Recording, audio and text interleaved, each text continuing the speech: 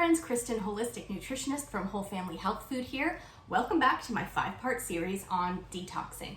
Okay, so we've talked about formalized programs that help give us a little bit more structure around getting our digestive tract rebalanced and back on track, especially if we're experiencing some sluggish bowels, some bloating, and just that kind of heavy, bogged down feeling. We want to get the bowels moving as like priority number 1. Make sure we're drinking lots of water, moving your body, because we talked about those elimination pathways are through the kidneys, so lots of water, the bowels, so we're making sure we're having at least one good poop a day, through the skin, so anything that's going to get your respiration up so that we're exhaling and we're sweating even a little bit, or moving that lymphatic system. This is all going to support that bigger goal of helping our body do some internal housekeeping.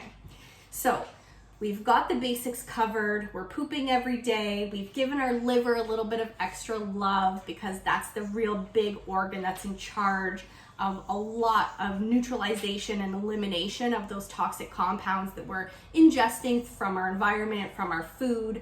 So now let's get down to a more serious level of sort of detoxing. If you feel like you have an overgrowth of yeast, so frequent UTIs, yeast infections in ladies, skin issues, itchiness in the ears, sinus stuff that's happening, thrush, so you've got that like white coating on the tongue and the back of the throat.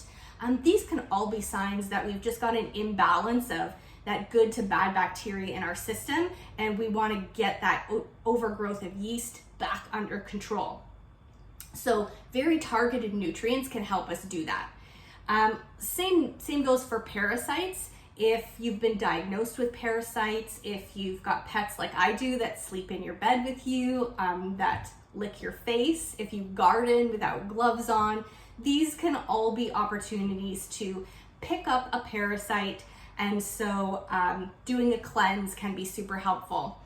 I like to do, this is just a little side note, a parasite cleanse annually with my dogs. I make sure we are all doing it at the same time. So if you have pets, that might be a little piece of information that's noteworthy for you if you're doing it, but the pets that you're exposed to are not, then you can just be re-exposing yourself. So that more on pet parasites in another video, but in any case, really super important when we start detoxifying things like yeast or parasite, that we're using something to absorb that, so that the die-off is not just circulating in our system. So this is an awesome fiber. That psyllium is going to act like a sponge and really help absorb those toxic compounds as they're dying off. I also love for this bentonite, if you can find it, or activated charcoal, which is something that we have. That's going to act like a sponge and really absorb those toxins. And then you want some targeted nutrients that are going to help kill off the parasites or the yeast.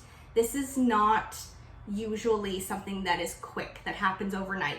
This is not a task you're going to accomplish from like a 7-day kit.